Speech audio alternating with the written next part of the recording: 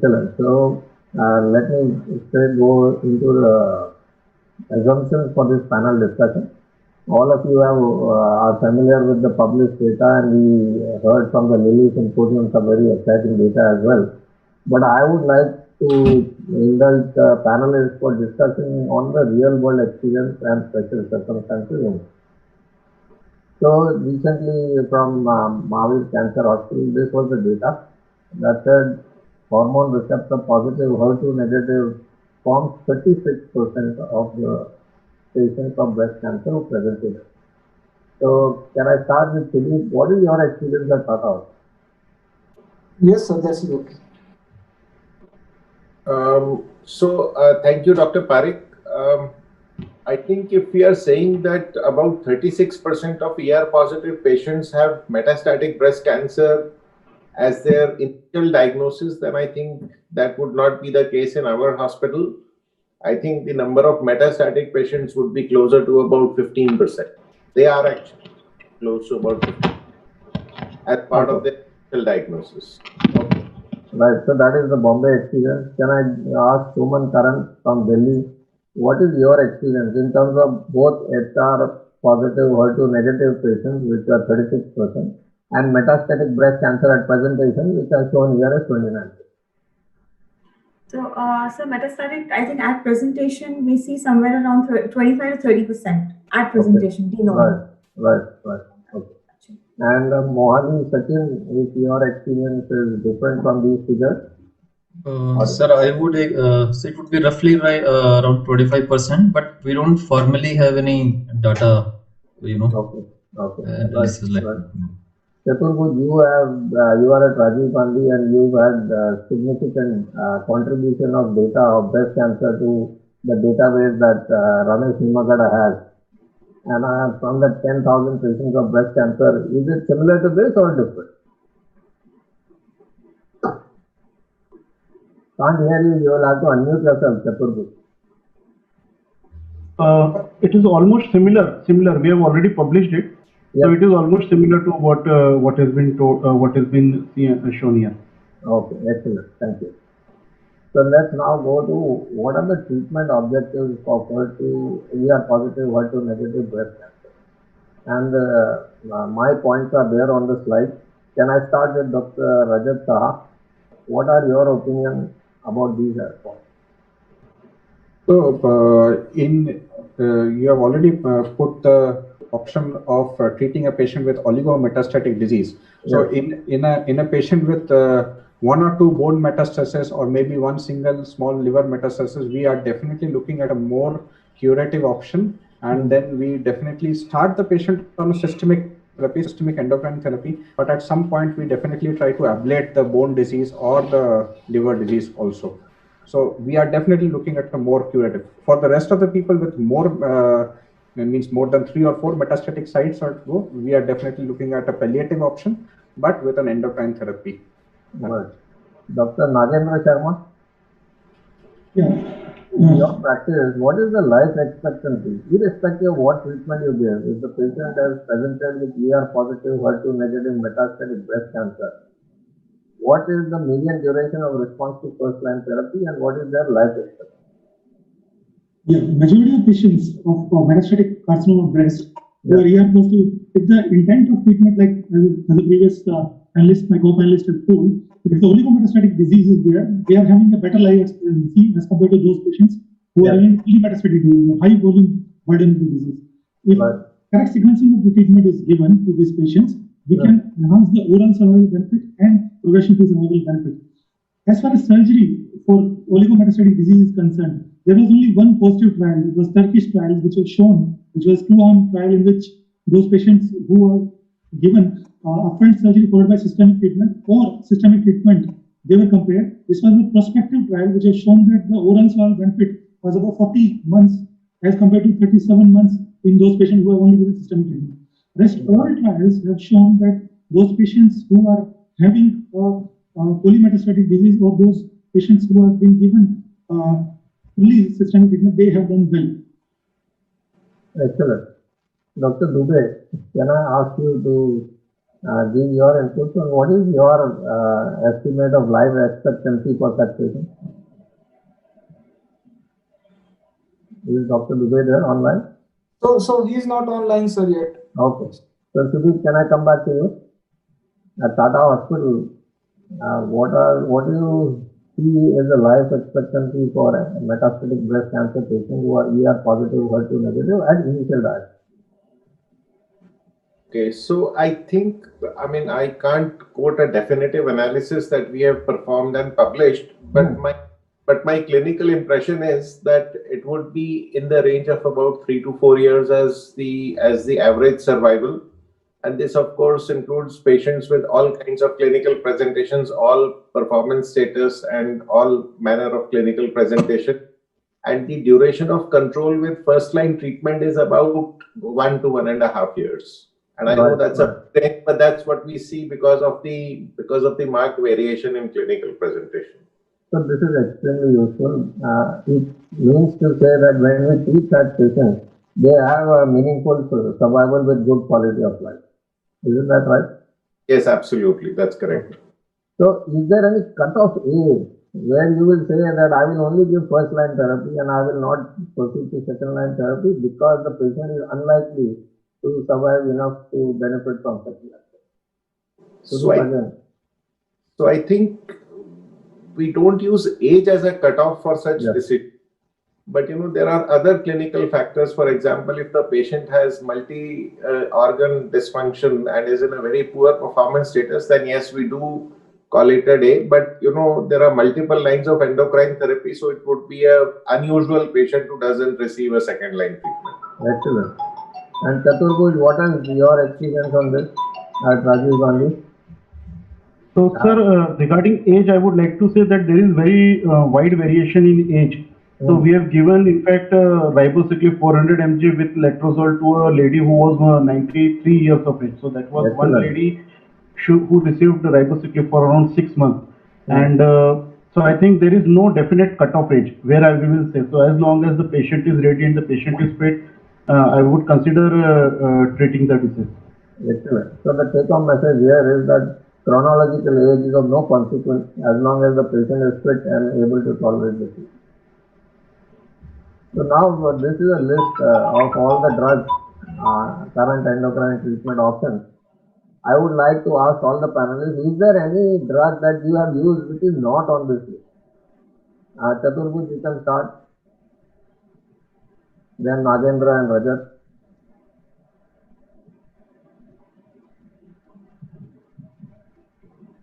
Again, Chaturbhuj, you are muted. We can't hear you. Sir, so almost all the drugs what we have used are already there. So I think there is hardly any drug left. Nagendra? Majority of drugs are there, sir. Okay. Rajat? Only alpelisib is there, which is the new entrant. Right. So that is the only thing which I can think of apart from this conference. Suman? So I've used alpelisib. I mean, that's the only thing that is missing in the list. I've used it. And now we go back to the India's international expert on breast cancer. Sudeep, what do you have to say? No, I'm not an expert. I'm learning from everyone, and I agree that alpelisib is one of them. But we have also used prednisolone in patients as an anti-cancer treatment, and it does have some activity, and we have actually used it. Excellent. So you should not forget old drugs like prednisolone. Purvesh, can I make a comment? Yes, sir. Of course. Aminoglutathamide and formastine. Right. Absolutely. Aminoglutathamide and formastine both should be there on this list. Thank you very much, sir. Now, premenopausal status and treatment decision. In your practice, which is the option of your choice? Nagendra, let me start with you. For those patients who are premenopausal, we can go ahead with either medical castration, surgical castration, or tamoxifen. So, in those patients, your practice, which is your treatment of choice? You can use tamoxifen, and we have used like LHRH agonist, Zoladex, or along with that we have used combination of hormonal treatments and bilateral oophorectomy, surgical castration also we have. As far as most common practice, we have used tamoxifen. Okay. Rajat, what about your practice? Which is the most common thing that you use? Most common thing which I have used is tamoxifen, but Right. I have tried to counsel my patients for a combined blockage, means Right. GNRH analog plus tamoxifen. So this meta-analysis says that the combination is better both for progression-free survival and overall survival. So you would still like to use tamoxifen single agent? Is it because of cost factors or logistic factors or what? This is what I have actually used, tamoxifen, but I have tried to counsel my patient for the combination. Right. But Right. real world, I have used tamoxifen. And Suman, what has been your experience? To be very honest, I've used more of AIs than tamoxifen. But yeah, tamoxifen with ovarian suppression. Whenever the woman has completed her family, I do counsel them for going to go for surgical castration. Most of the patients do undergo it. Awesome. Awesome. Now this is about tamoxifen, and what from Suman and Rajat, I believe that tamoxifen is still being used. So you see that it has been mentioned that the median progression-free survival after first-line therapy is 13 to 16 months. Do you agree with this statement? Do you have a shorter survival? Do you have a longer median progression-free survival? Can I start with Chaturved first? Sir, most of the time we see a median PFS of around 1 to 1.5 years, as already been mentioned by the previous analyst.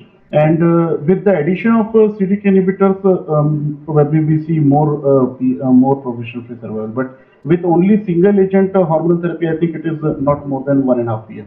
Right. So in one outpatient, we can get some outstanding results, but this is average.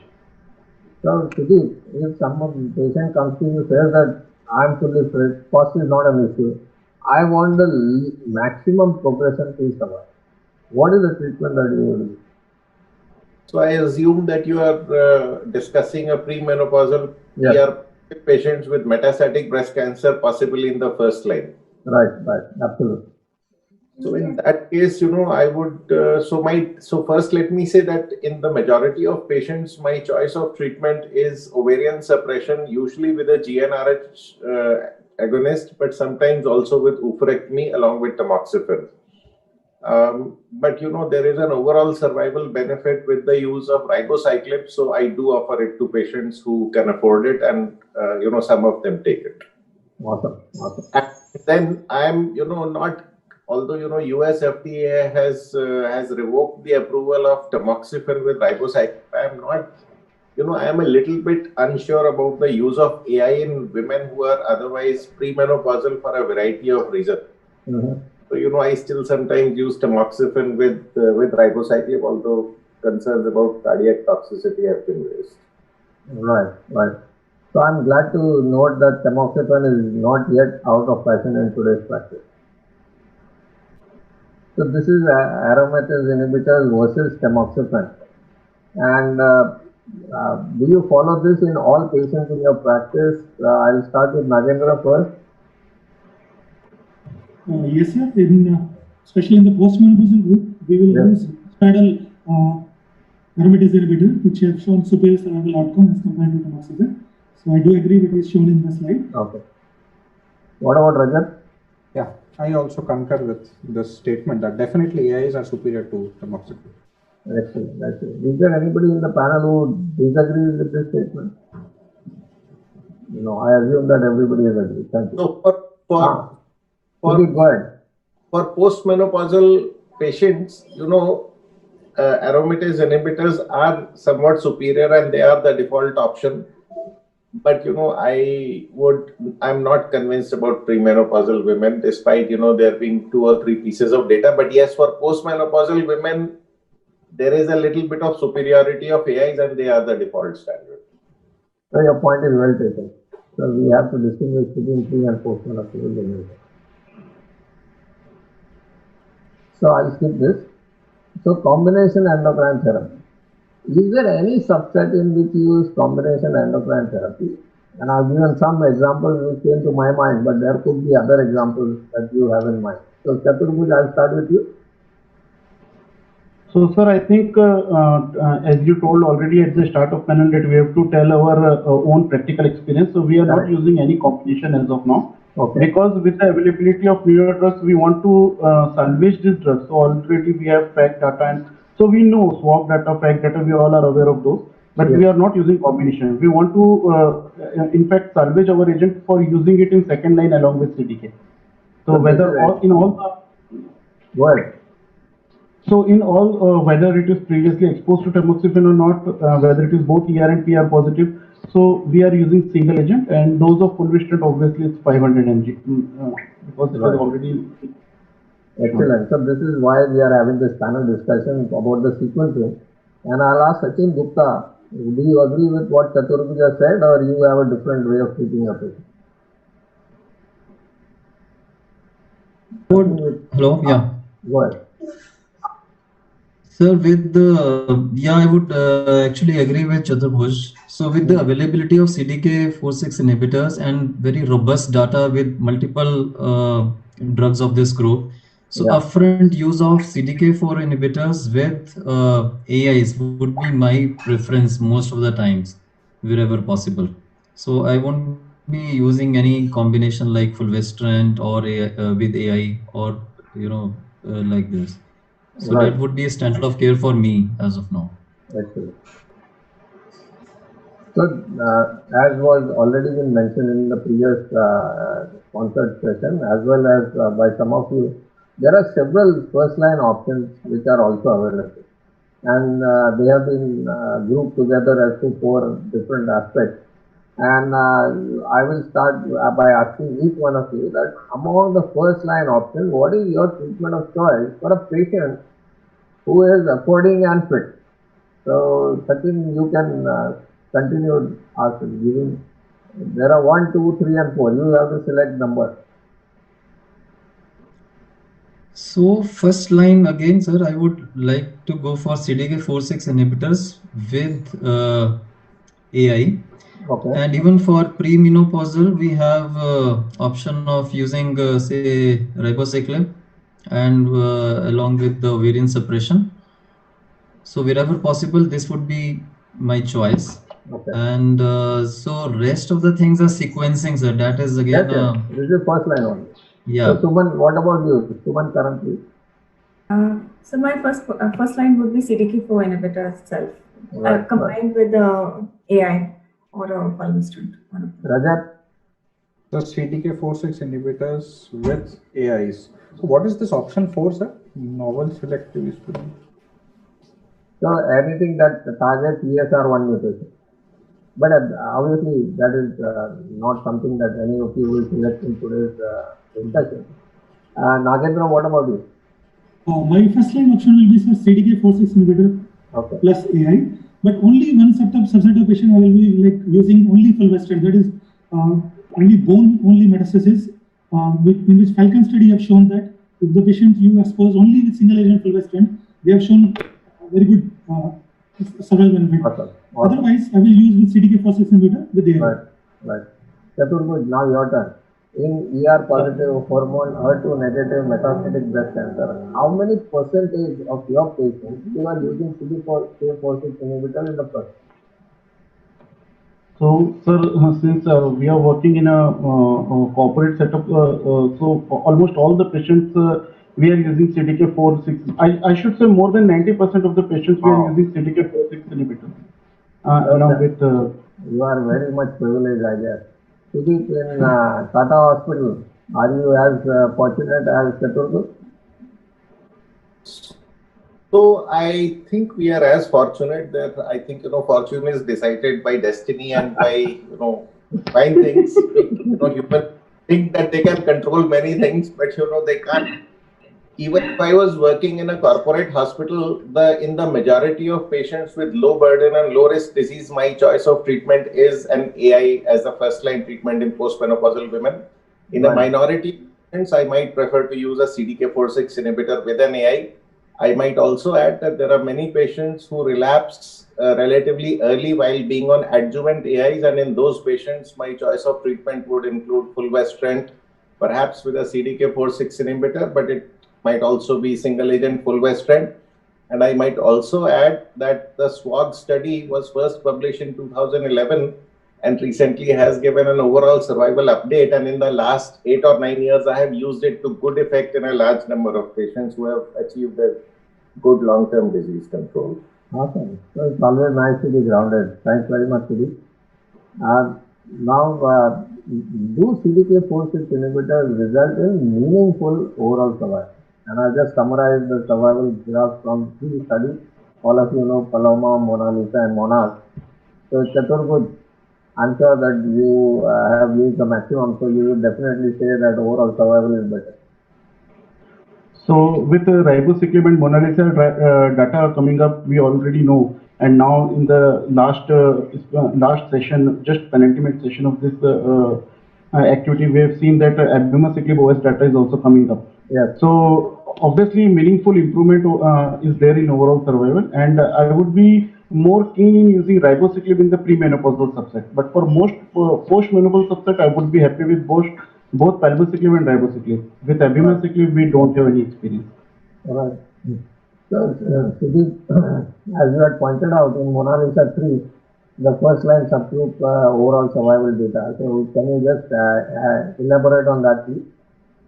So I just wanted to say that there is reasonable certainty now that used in the second line setting with fulvestrant after previous use of an AI CDK4/6 inhibitors do result in meaningful overall survival benefit, and I think they should be the standard treatment if the patients can afford it.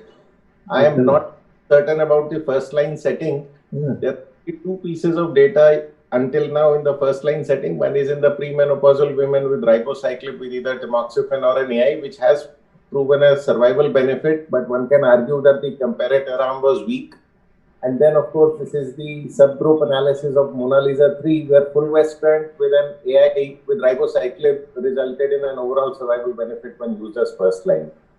So I am not at all certain, and which is why it is my preferred choice to use CDK4/6 inhibitors in the second line. And I think that a strategy of AI first followed by fulvestrant plus CDK4/6 will result in an equivalent survival compared to AI plus CDK4/6 in the first line setting, and result in cost savings because you need to use the CDK4/6 inhibitors for a shorter period of time.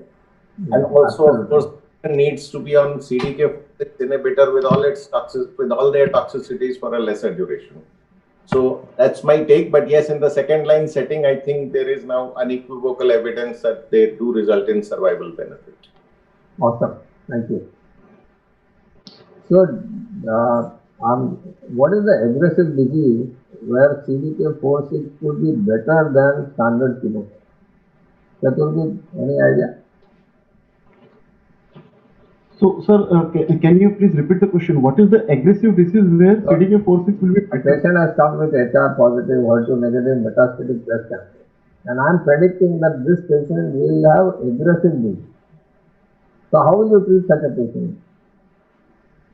So, sir, on what parameters is we are predicting aggressive disease? So, if there is no visceral crisis, so we would be definitely using hormonal therapy and no chemotherapy. Okay. But if we have an impending visceral crisis or a deranged liver functions or deranged organ function, then definitely in those patients we would try to start with chemotherapy first before proceeding for endocrine therapy. So, in that subset of impending visceral crisis, do you think that CDK4/6 inhibitors might be better than standard chemotherapy? Not really, sir, because I think hormonal therapy and CDK inhibitors will take some time to act, and in those patients, if we wait for the response, then we might lose that window of opportunity. Right. So we need a rapid response. So we need to use chemotherapy. So we had one patient since. Sorry. So can I proceed? So we have one patient in which there was diffuse bone marrow involvement, and her platelet count was less than 20,000 because of the bone marrow involvement. So we have to proceed with weekly taxanes, and post 12 cycles of weekly taxane, now she has a very good recovery. So we have started her on CDK4 ribociclib plus aromatase inhibitors. Awesome. So scenario. So if we look at the rapidity of responses with the CDK4 inhibitors and AA combinations, they are similar to what can be achieved with chemotherapy upfront in ER positive patients. So in most of the situations, upfront use of CDK4 inhibitors with AIs may give us good responses and rapid responses, good enough to prevent a crisis also. So in most of the situations, I would now, since after having used these drugs for many years, in such situations also, like Chaturbhuj just mentioned a situation, even drugs like ribociclib and palbociclib would have given a similar response. I think we can try them in most of such situations now. Right. Can I ask one question, sir? Go ahead. So especially now we are having Monarch data in front of us. Abemaciclib is having excellent brain penetration. So especially those patients who are in metastatic carcinoma breast, ER positive, and oligometastatic site is brain. So in which we know that the chemotherapy will not be able to cross blood-brain barrier. Suppose you are not given radiation. So can we start abemaciclib in those aggressive brain mets, whether abemaciclib can be better than standard chemotherapy? This is what I want to ask my other co-panelist. So Sudeep, can you answer that?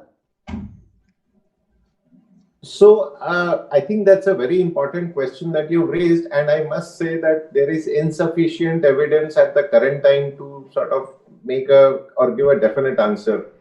And I should also add that there is a study called the Right Choice Study, which is exactly answering the question of whether in patients with visceral disease or significant visceral or impending visceral crisis, whether a chemotherapy of physician's choice would be the same as CDK4/6 inhibitor. So until that time, I think we can conjecture. And for example, in the patient with brain metastasis that was mentioned, I think the use of abemaciclib is reasonable based on current data, and I think some of us may prefer to use it. I just want to add in the next 15 seconds that it is not just the question of this treatment versus that for all patients. We must appreciate the tumor biology. And one of the important aspects is the strength and the proportion of ER expression. If we have a patient with significant visceral disease who has only 10% ER expression, that patient, I would be very wary of relying on only endocrine therapy with or without CDK4/6 inhibitor. Right. But if it's another patient who has a strong expression of estrogen receptor in the majority of cells, I think one would be tempted to use that treatment. Right. Chaturbhuj, for the last point, since you are using CDK4/6 maximum, what is your policy? If the patient develops asymptomatic progression on imaging, do you continue with CDK4/6 or switch?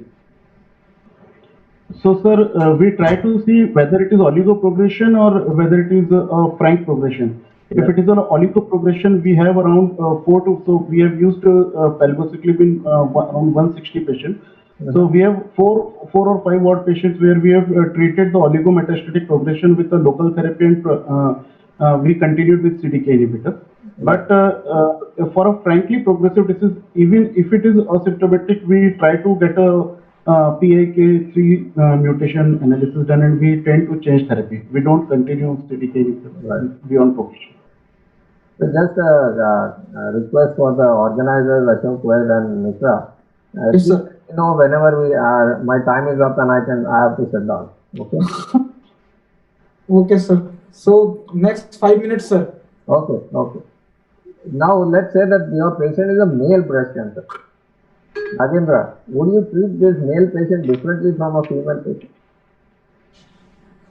For ER positive, HER2 negative metastatic carcinoma breast, which are not the male patients who are not in visceral crisis, yes, I think we should go ahead and treat with them with tamoxifen. Tamoxifen is a better agent which can be used.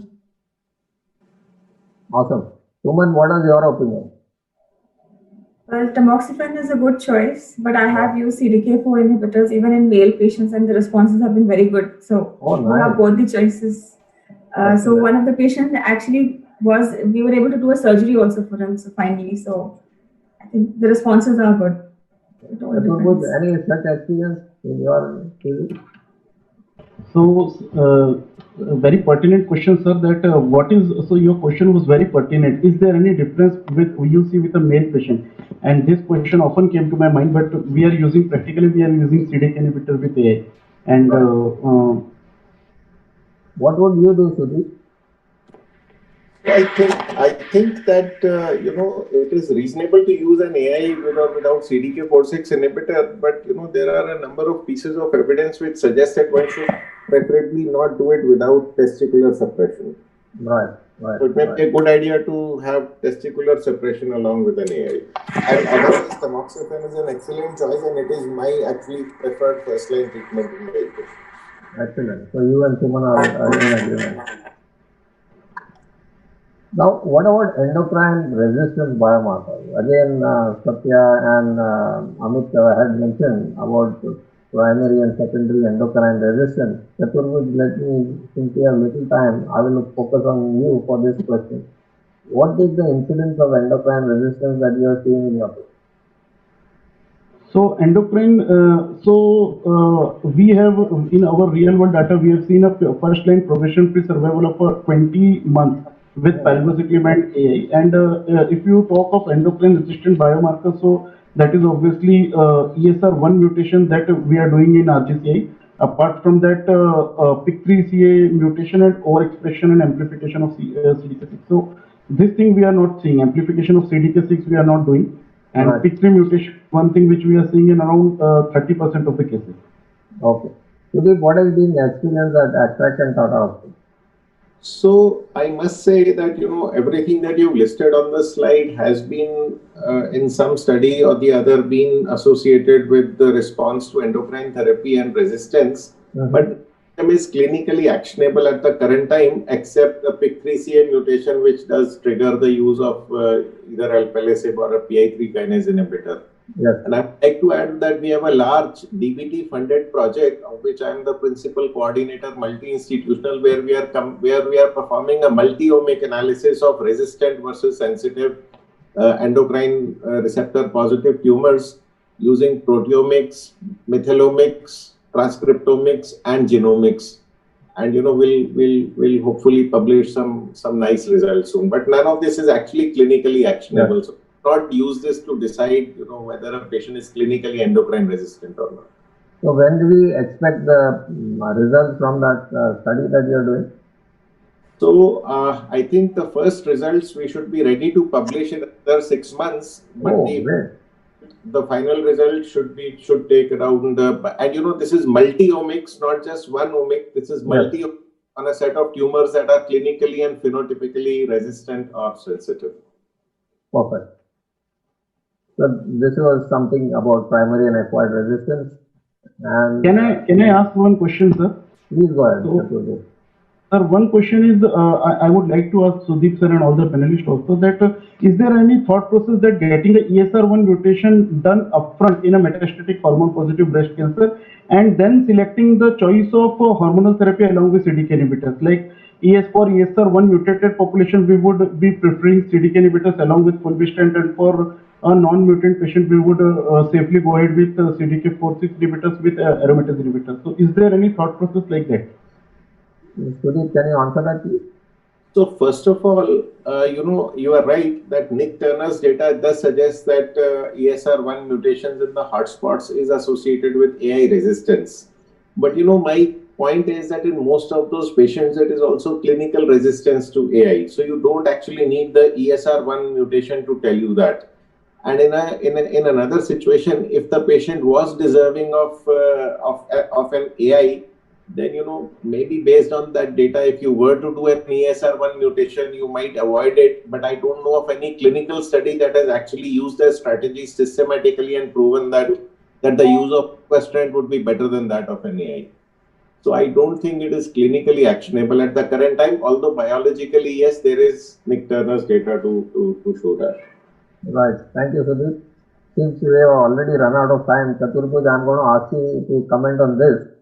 Supposing there is a PIK3CA mutation, it will be correlating with less sensitivity to chemotherapy. The patient might have a worse outcome, but these patients still benefit from CDK4/6 inhibition.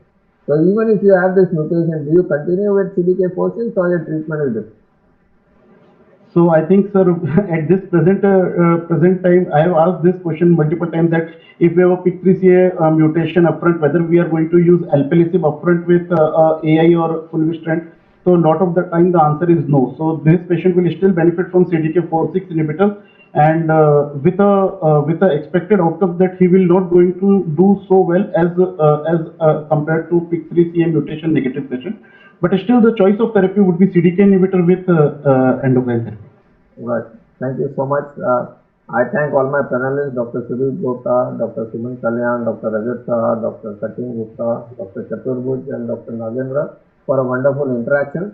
I thank Dr. Ashok Vaid, Dr. Mishra, and Dr. Jyoti for this opportunity to do this panel. And over back to the organizer. Thank you very much. Sir, there is a question from one of our delegate for you, sir, that what is the take of TP53 mutations before prescribing CDK4 inhibitors? Sudeep, would you like to answer that? Sudeep, Chaturbhuj, can you answer that? So we don't recommend. Yeah. Sorry. So we don't recommend TP3 mutation because it's a non-targetable thing, and doing it will not add anything to our present. So we are not doing it. Right. Sudeep, you can comment on that as well. So I agree with Chaturbhuj in what he said, but I also just want to add that PIK3CA is prognostic but not predictive in its interaction with either CDK4/6 and similar with P53. So patients with these mutations will do worse, but they will still benefit from those treatments. So, we must appreciate the difference between being prognostic and predictive. Predictive biomarker will predict for resistance and complete lack of benefit, which is not the case.